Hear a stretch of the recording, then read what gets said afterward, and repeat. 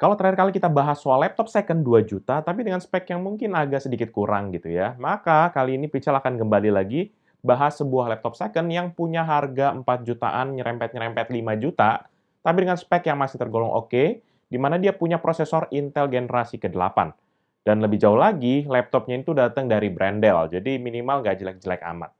Jadi makin penasaran kan ya? Ini seperti apa laptopnya gitu ya? Kita akan coba lihat sama-sama. Seperti apa detailnya? Let's check it out.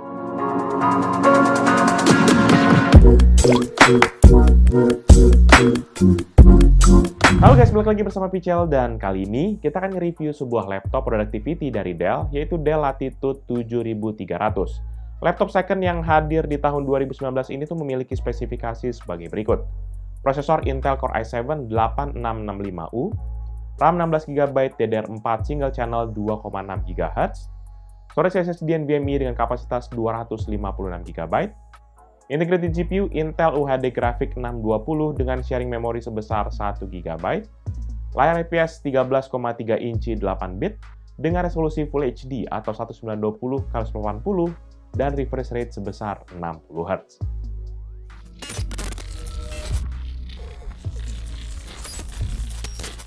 Dimulai dari desain, laptop kali ini tuh jelas desainnya tuh kantoran banget.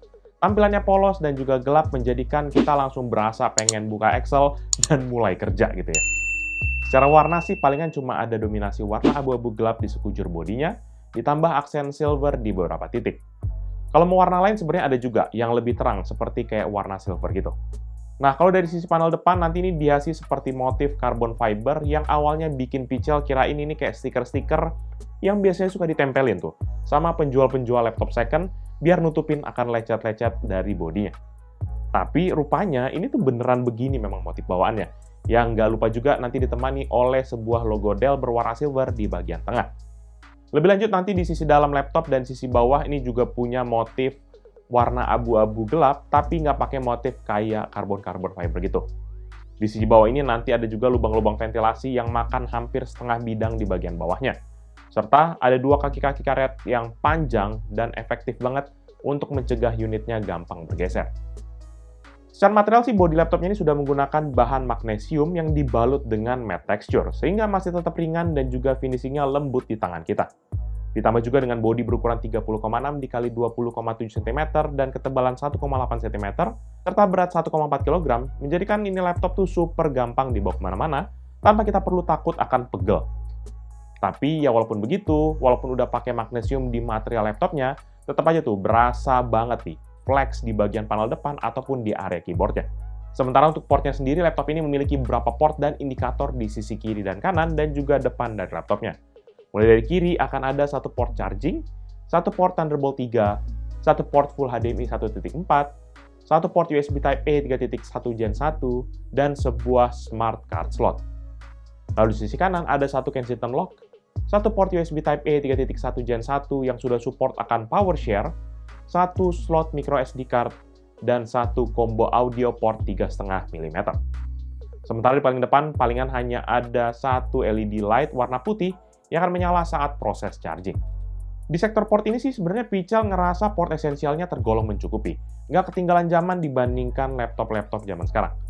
Apalagi dengan adanya hadir Thunderbolt 3 menjadikan kita bisa lebih fleksibel dengan device high speed atau bahkan bisa kita tandemin seperti contohnya eGPU.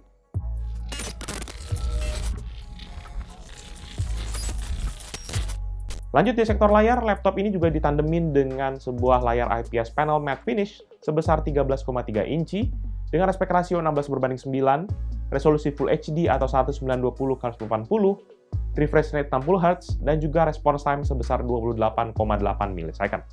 Panel layarnya ini diproduksi oleh AU Optronics yaitu AUO562D atau kode B133HAN yang memiliki color depth 8-bit dengan color akurasi 71,8% DCI-P3, 99,3% sRGB, dan 72,4% Adobe RGB. Panel layarnya juga mampu menghasilkan tingkat kecerahan hingga 350 nits dengan kontras rasio hingga 1300:1. Yang menarik di sini sebenarnya adalah color coverage-nya yang memang masih tergolong oke, di mana hampir 100% sRGB menjadikan kita yang mungkin lagi cari partner buat ngedesain ataupun video editing, ini bakal jadi tandeman yang cocok lah gitu. Cuma ya gitu, nggak ada yang terlalu aneh-aneh di sektor layarnya. Bener-bener macam layar laptop kantoran yang memang ditambahin plus-plusnya yaitu color coverage yang jauh lebih tinggi. Dan sekelilingnya pun nanti ada juga bezel yang nggak terlalu tebal, yaitu 0,6 cm di sisi kiri dan kanan, 1,3 cm di sisi atas yang ditemani oleh webcam, dan 1,9 cm di sisi bawah yang ada tulisan Dell berwarna silver. Jangan lupa juga nanti ada 2 buah engsel yang menyatu ke bagian tengah dan ditutup dengan cover berbahan plastik. Engselnya ini pun juga tergolong ringan dan bisa kita buka dengan 1 jari saja.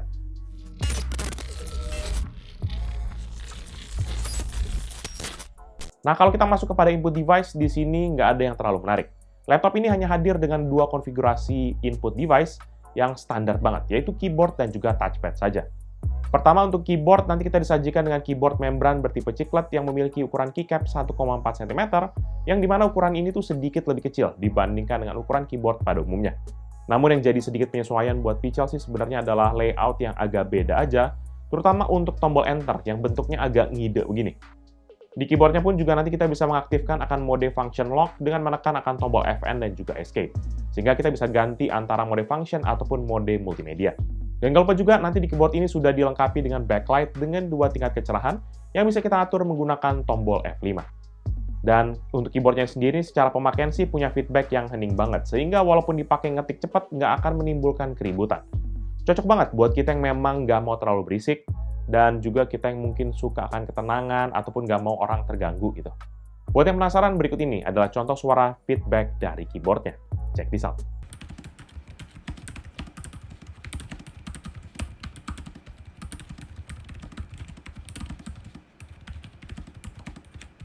Sementara untuk input device kedua yaitu touchpad, yang dimana berada agak ke sisi kiri dari palm rest-nya. Ukuran touchpad ini adalah 10,0 x 5,3 cm yang masih ditemani dengan 2 buah tombol fisik di bagian bawahnya.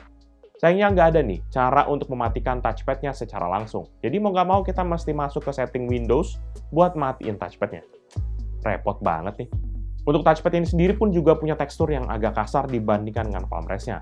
Walaupun begitu, fungsi-fungsi Smart Gesture masih tetap bisa terregister dengan baik. Sementara untuk feedback tombol touchpad-nya ini pun mirip sekali seperti keyboard-nya, yaitu hening banget.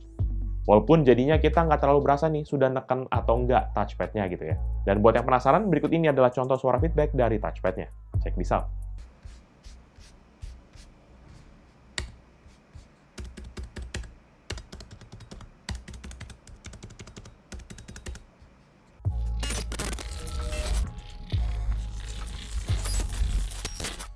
Laptop ini sendiri dilengkapi oleh prosesor dari Intel generasi ke-8, yaitu Intel Core i7-8665U dengan fabrikasi 14 nanometer yang memiliki konfigurasi 8 thread, yaitu 4 inti fisik dan 4 inti virtual, dan TDP 15 watt.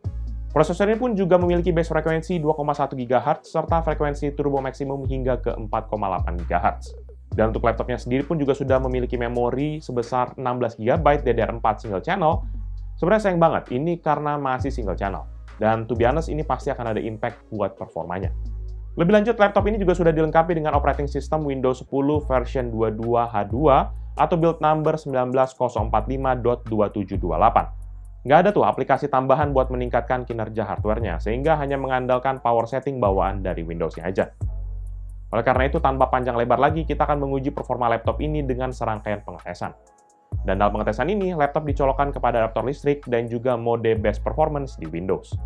Pertama dengan Cinebench R23, dan dalam satu kali pengujian, menghasilkan skor 2043 poin untuk CPU multi-core dan 1048 poin untuk CPU single core, sehingga menghasilkan MP rasio sebesar 1,95 kali. Berikutnya Cinebench R20, dan dalam 3 kali pengujian, laptop ini mendapatkan skor rata-rata 1268 poin. Ini dia perbandingan dengan laptop dan PC yang bisa pernah review.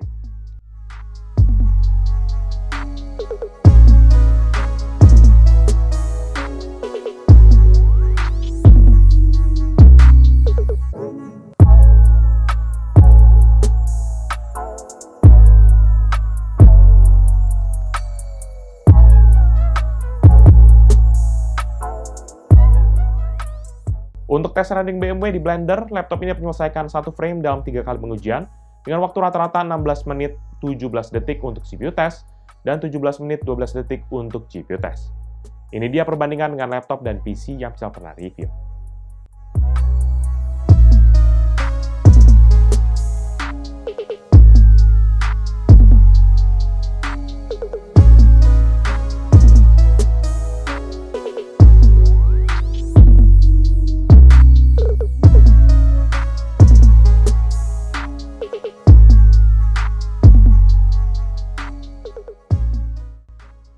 Untuk tes rendering pixel Premiere benchmark di Adobe Premiere, maka laptop ini berhasil merender project 15 klip 4K dengan format H264 dan juga preset quality 4K dalam waktu 15 menit 47 detik. Ini dia perbandingan dengan laptop dan PC yang Pical pernah review.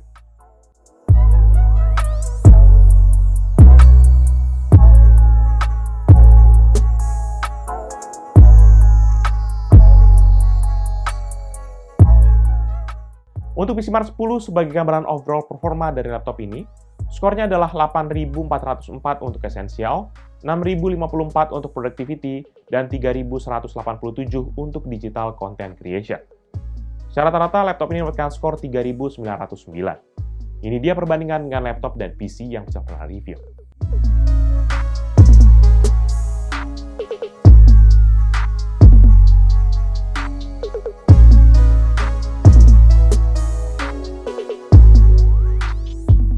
Di sektor grafis, laptop ini sendiri juga masih mengandalkan integrated GPU yaitu Intel UHD Graphics 620 yang memiliki 192 computation unit dengan 24 unified pipeline yang beroperasi di frekuensi 300 MHz hingga ke 1,15 GHz. Jangan lupa juga ini memiliki sharing memory default sebesar 1 GB. Dan untuk menguji GPU-nya, kita pergunakan 3D Mark Time Spy. Dan untuk grafik mendapatkan skor 336 dan CPU skor sebesar 2023. Sehingga rata-rata skornya adalah 384. Ini dia perbandingan dengan laptop dan PC yang pernah review.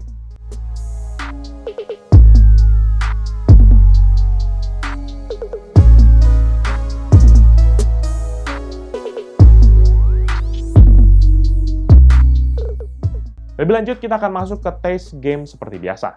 Dan karena GPU ini masih tergolong low-end, maka dalam pengujian ini kita turunkan resolusinya ke 1280x720 pixel. Gak lupa juga nih, kita masih colokin kepada adaptor listrik, serta kita setting mode best performance di bagian Windows. Sebenarnya, to be honest, tujuannya kita buat biar bisa achieve playable frame rate.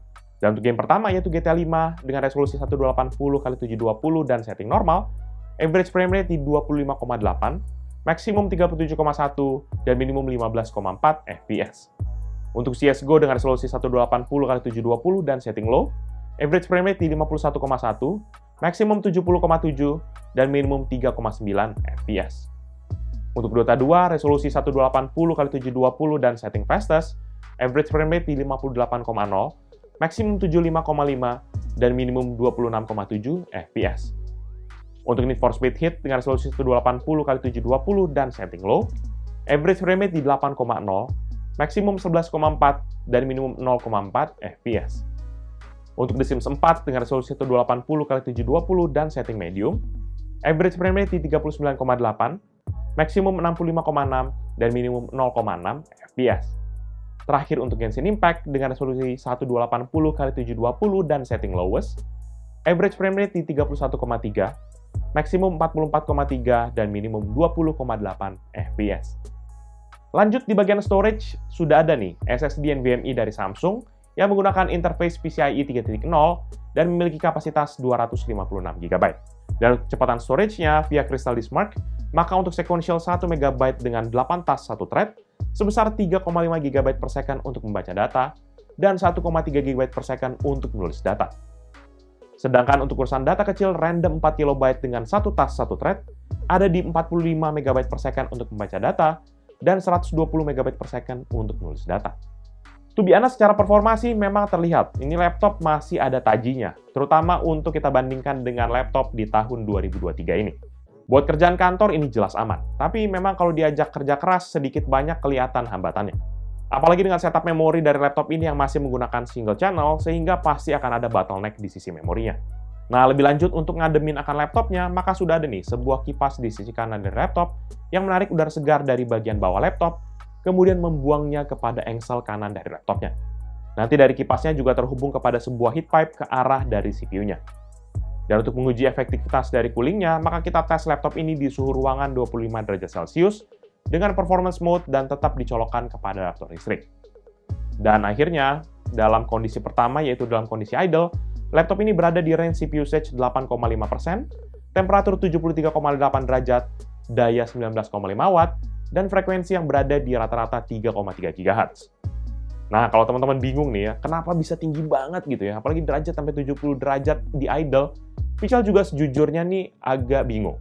Jujur nih Pichel bingung banget. Karena kalau nih laptop agak idle dibiarin dikit gitu ya, pasti langsung naik tuh CPU usage-nya ke level 12% dengan daya di 23 watt. Tapi kalau misalnya mouse-nya kita gerakin gitu, maka CPU usage-nya akan langsung drop lagi ke level 1%-an. Nah, setelah 12 menit dalam kondisi idle, lebih lanjut kita kemudian tes nih, dengan stress test menggunakan AIDA 64. Maka frekuensi prosesornya langsung naik ke sedikit ke 3,7 GHz, temperatur 98 derajat Celcius, dan daya yang menyentuh 62 watt. Kondisi ini nggak bertahan lama, karena sekitar 8 detikan kemudian temperaturnya mulai turun ke level 80-an derajat, yang diikuti dengan penurunan frekuensi ke rentang 2,2 GHz dan daya di 30 watt.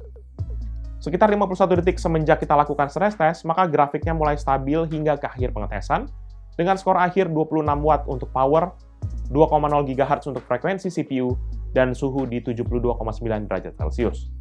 Sesudah itu kita akhiri pengetesan dengan total durasi pengetesan 24 menit dan 36 detik. Lebih lanjut, kita juga tes temperatur bodi laptopnya, dan pertama dalam kondisi running benchmark Modern Office di power mode balance sebagai simulasi pemakaian harian, maka setelah 30 menit pengetesan, titik panas ini terfokus di area tengah kanan keyboard. Di titik ini panasnya rata-rata berada di 32,0 derajat, maksimum 34,9, dan minimum 27,9 derajat Celcius. Sementara di sisi bawah laptop, titik panasnya juga berada di area yang sama dengan panas rata-rata 37,3 derajat, maksimum 40,2, dan minimum 35,6 derajat Celcius. Di area ini Pichel ngerasa terlalu tinggi nih panasnya, dan jelas to be honest jadi nggak bisa dipangku. Ya kayak terlalu panas aja gitu dalam kondisi standar gini doang. Sementara di skenario kedua, yaitu saat kita lakukan stress test di AIDA 64 dengan kondisi lagi kita charge, maka titik panasnya masih terpusat di area yang sama, yaitu di tengah ke arah kanan dari keyboardnya. Tapi bedanya ini hangatnya berasa banget sepanjang dari keyboardnya, hingga kepada area touchpad dan juga area palm rest-nya.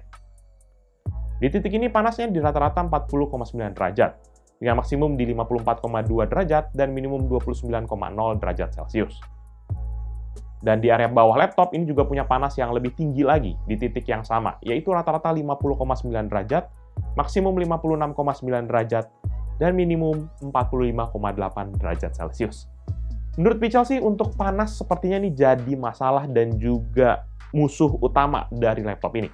Karena dari sisi internal kelihatan banyak banget throttling yang terjadi secara internal. Dan juga panas ini juga berasa sampai kepada bodi laptopnya, yang membuat ini nggak cocok dinamain sebagai laptop. Karena laptop kan artinya di atas pangkuan pengguna gitu ya. Tapi panasnya ini nggak nahan buat dipakai di pangkuan.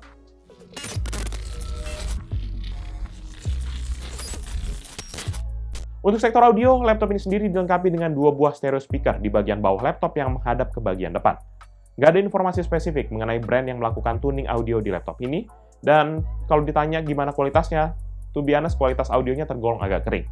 Walaupun dia punya kelebihan di mana punya tingkat volume yang lumayan kencang, dan sound stagingnya berasa cukup lebar.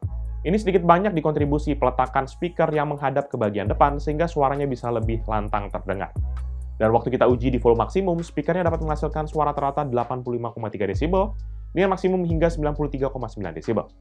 Buat yang penasaran, ini dia contoh audio speaker dari laptop ini. Check this out.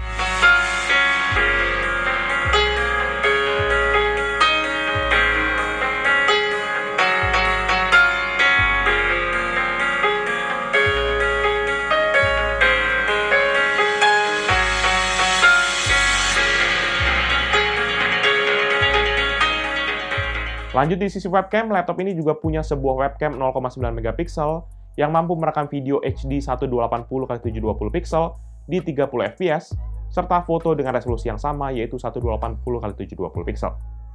Di kamera ini juga nanti ada indikator berwarna putih di sebelah kanan dari webcam yang juga akan ikut menyala jika webcamnya sedang aktif.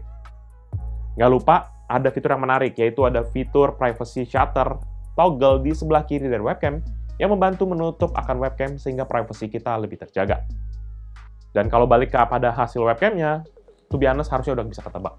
Gambarnya kurang tajam dan cenderung banyak banget noise, baik dalam kondisi banyak cahaya hingga kepada kondisi yang minim cahaya. Tapi untuk penangkapan suaranya ini to be honest surprisingly bagus banget, sehingga aman buat kita yang mungkin banyak pakai buat online meeting. Daripada penasaran, ini dia deh contoh hasil video dari webcamnya. Check this out. Jadi ini merupakan hasil video dari webcam laptop Dell Latitude 7300. Ini dalam resolusi 720p 30 fps. Dan kalau teman-teman lihat, ini cahaya sebenarnya dari depan tuh lumayan kenceng, tapi gambarnya tuh noise banget nih.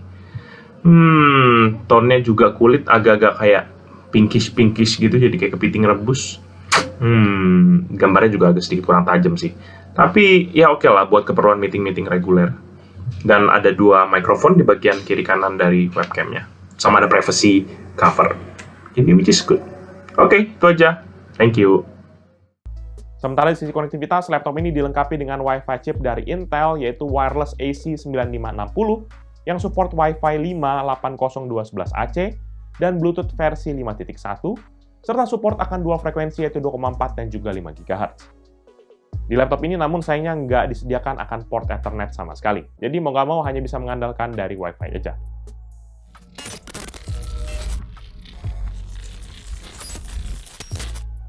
Dan untuk memberikan tenaga pada laptop ini, sudah ada nih baterai internal dengan kode DM3WC64 yang memiliki kapasitas 60.000 mWh. Namun untuk laptop ini sendiri, saat Pichel tes, baterainya sudah memiliki wear level ataupun kayak ada bottleneck gitu ya, hambatan sebesar 31,3%. Sehingga kapasitas efektifnya tuh ada di 41.000 mWh. Nah, dengan kondisi tersebut, kita jalankan pengujian baterai menggunakan PCMark 10 dengan skenario Modern Office. Dan surprisingly, laptop ini masih dapat bertahan selama 7 jam 56 menit dari 100 hingga 4% baterainya. Ini gokil sih ya. Dengan kapasitas yang udah turun 30%, masih bisa bertahan hampir 8 jam. Oleh karena itu, secara matematis, kalau baterainya ini masih baterai baru, ini bakal bisa bertahan sekitar 10 hingga 11 jam. Lanjut di mode gaming plus juga full brightness, maka laptop ini pun masih bisa bertahan selama 1 jam 33 menit dari 100 hingga 5% baterainya. Ya, to be honest, Pichel sih sebenarnya nggak akan pakai nih untuk laptopnya buat pakai gaming. Tapi dengan durasi segini dan mengingat akan ada wear level 30%, maka udah tergolong cukup oke lah. Sementara untuk pengisian dayanya, kita diberikan nanti 2 opsi pengisian. Pertama dengan charger bawaan yang memiliki daya 19,5 volt dan 3,32 ampere, atau total daya 65 watt. Dengan charger ini, mulai pengisian dari 8 hingga 100% membutuhkan waktu selama 2 jam 21 menit dalam kondisi laptop hidup tanpa adanya aktivitas dan juga medium brightness. Sementara untuk opsi kedua menggunakan port Thunderbolt, dan waktu kita charger dengan 20 volt 3,25 ampere atau setara 65 watt yang ada di studio, maka pengisian dari 4 hingga 100% membutuhkan waktu selama 2 jam 22 menit dalam kondisi laptop hidup tanpa ada aktivitas dan juga dalam kondisi medium brightness. Dari kedua kondisi ini sebenarnya nggak ada perbedaan yang terlalu signifikan dari kedua metode pengisian tersebut. Bisa jadi karena memang dayanya yang hampir sama aja, yaitu 65 watt. Sehingga waktunya pun juga more or less jadi sama persis. Dan sekedar tambahan, waktu nanti pengisian akan ada indikator berwarna putih di bagian depan dari laptopnya yang udah Pichel bahas tadi di bagian desain.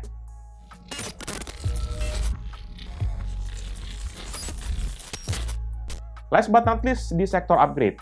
Dan menariknya laptop ini masih menawarkan opsi upgrade baik di sisi RAM ataupun di storage-nya. Untuk sisi RAM masih ada 2 slot SODIMM DDR4 yang saat ini masih terisi 1 keping sebesar 16 GB dari SK Hynix. Dan untuk upgrade, kita bisa memanfaatkan slot yang masih kosong dengan diisi sebesar kapasitas dan frekuensi yang sama. Hal ini untuk memastikan dual channel-nya bisa aktif. Bahkan, kalau menurut akan webpage-nya, ini total memori yang disupport oleh laptopnya itu bisa sampai 64 GB nih. Cuma sayang aja, prosesornya menurut web Intel hanya support maksimum frekuensi hingga 2,4 GHz, sehingga sayang banget nih, padahal memori yang kita pakai sekarang ini udah sampai 2,6 GHz. Sementara di sisi storage, lagi-lagi hanya tersedia 1 slot M2 NVMe yang sudah terisi dengan 1 modul NVMe dengan kapasitas 256 GB. Di sini sih, to be honest, menurut Pichel, ini sektor yang wajib kita upgrade, biar jauh lebih lega penyimpanannya. Minimal naik ke 1 tera lah. Itu harusnya udah oke buat nyimpen dokumen dan juga operating system dan aplikasi lainnya. Selebihnya sih nggak ada lagi opsi upgrade untuk laptop ini. Overall, menurut pribadi Pichel, laptop second yang Pichel bahas kali ini yaitu Dell Latitude 7300 merupakan sebuah laptop second yang jauh lebih mumpuni dibandingkan beberapa laptop second yang terakhir kali Pichel bahas. Dengan internal dari Intel generasi ke-8, board yang ramping, layar yang masih oke, dan juga baterai yang tahan lama, membuat kombinasi menarik buat kita yang sedang cari laptop harga terjangkau, tapi masih butuh spek yang nggak ketinggalan amat. Bayangin aja, untuk laptop begini 4 juta, 5 jutaan udah ada Thunderbolt. Ini di mana lagi bisa dapat begini?